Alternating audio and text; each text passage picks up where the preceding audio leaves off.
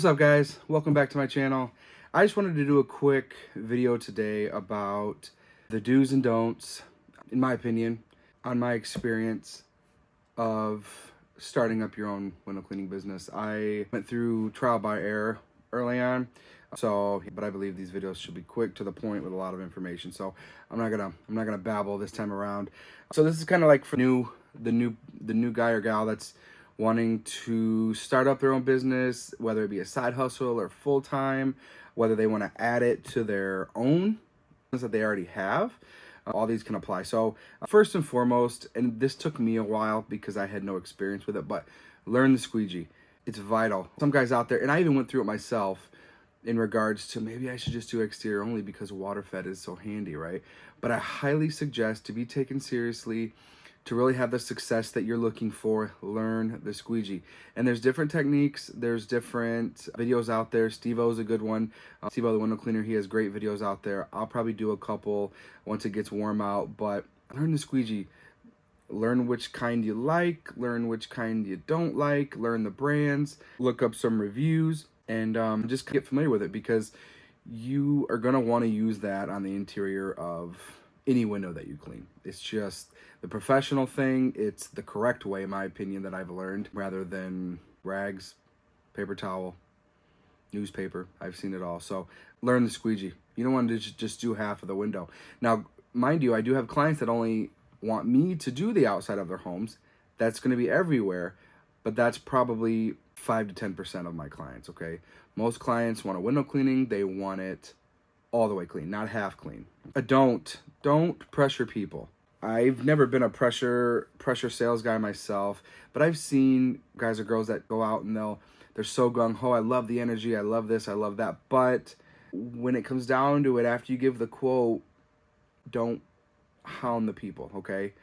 I have a way to do it in my business where I do follow-ups, okay? I do have follow-ups that I do. It's all integrated into my CRM. It's all automatic. More automatic stuff you have, the better you will be, especially if you're solo. Learn that along the way too. Follow-ups are one thing. I only do one follow-up.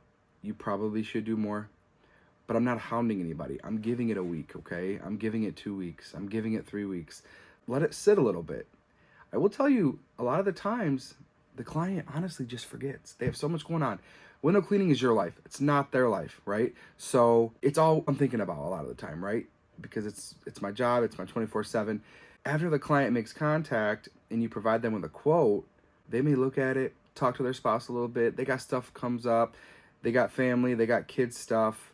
I have an automatic follow-up that goes out after a week. I might make it once after the first week, and then once after 2 weeks. Now, I do have, when I send my estimates, I send them via my CRM. My client does have a way to decline it, okay? And sometimes that email will go out and they'll be like, "Oh yeah, I'm so sorry." And they'll decline it, and they'll leave a note at the bottom saying, "I went with someone else."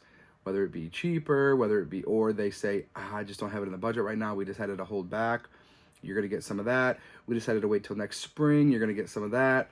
Most of the time I'm dealing with the women, but a lot of times the guys will say, "I got to talk it over with my wife."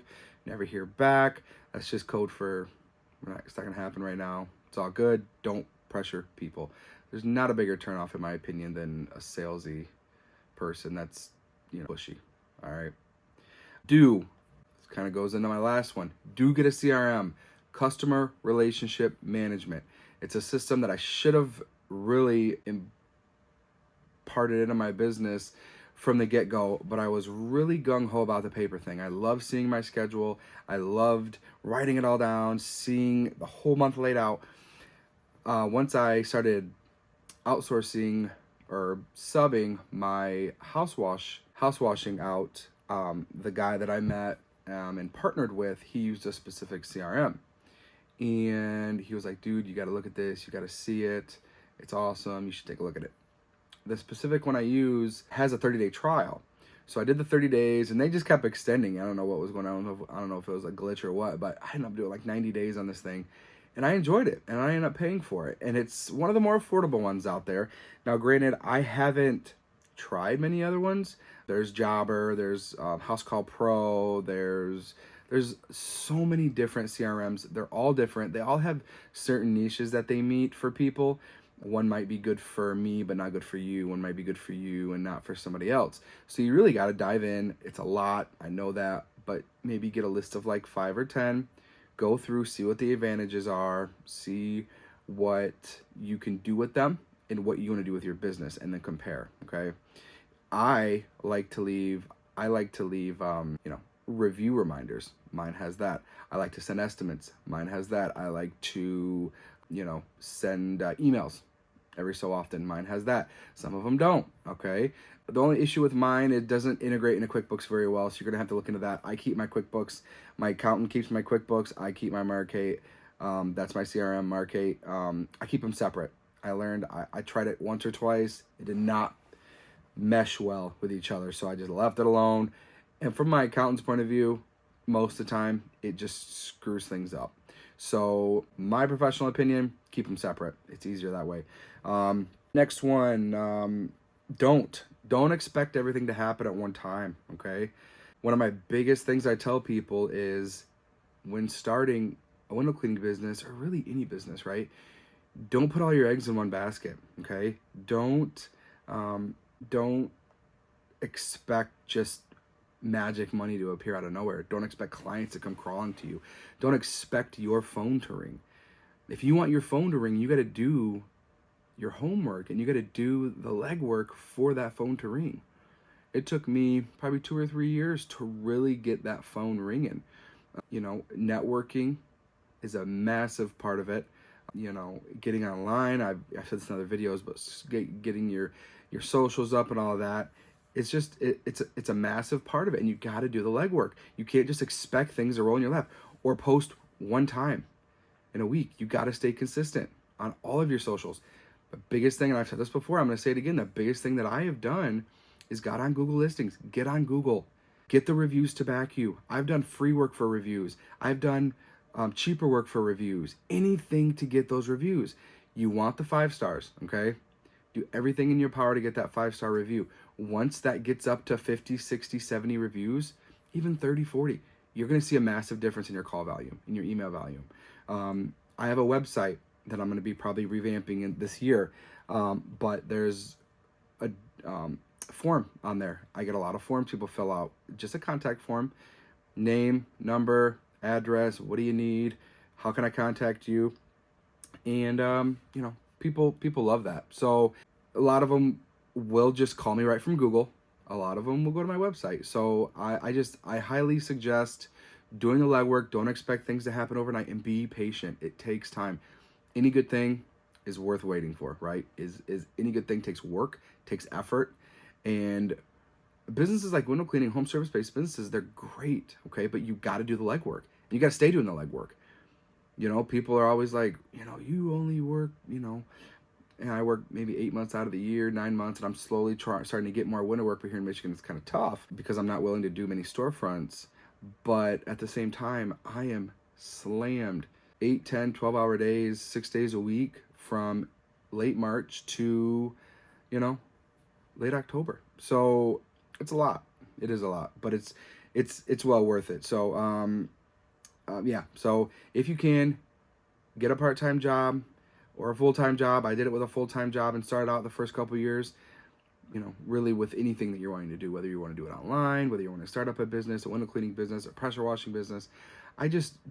It takes so much stress off of you because you still have money coming in and you're not super reliant. So you're not like, draining your 401k or draining your savings when really you could have just sublet it a little bit with some money over here working part-time at Target, and you could have saved yourself the hassle, and it'll grow before you know it, as long as you do the correct steps. Do network, and I'm gonna harp on this till the day I'm done. There's no better power in person than networking, okay? I have met some amazing people. I have met some amazing businesses, and it's just introducing yourself, introducing your culture of your business, letting your reviews do the talk for you, letting your work do the talk for you, and networking, getting people in your corner, getting people rooting for you. I mean, there's no better feeling. So networking is huge. Don't give up. I've seen this time and time again as well. People, gung ho, they're pushing, they're doing their due diligence, and maybe their first year they only made 10,000, 15,000. If you have another job, that's great. But if it's all you're relying on, it's not that much money. And then you're like, man, maybe this isn't what I'm supposed to do. Maybe this isn't what I am really made out for. But in all reality, not knowing that, unless you're pouring money into marketing, which that's great for some people. I did not do that. I did not see the need for that. I do recommend you doing that if you are going to go all in, okay? Pour money into marketing on Google, pour money into marketing in your local magazines, whatever you need to do. But that wasn't me. That wasn't my journey. So last one, and I'm going to make probably another video on this, but just because we're in it right now, do plan for winter. Most of the United States window cleaners that I know, talking US, I don't know about any other countries. I'm sure, there's fluctuations in weather, but plan for winter. I was very lucky this year to work through December. Last year, I was done in October, early November, okay? First couple weeks of November, because the weather flipped. I don't get many calls. Most people aren't thinking about clean windows when Christmas is around, when Thanksgiving is around, especially if it's snowing.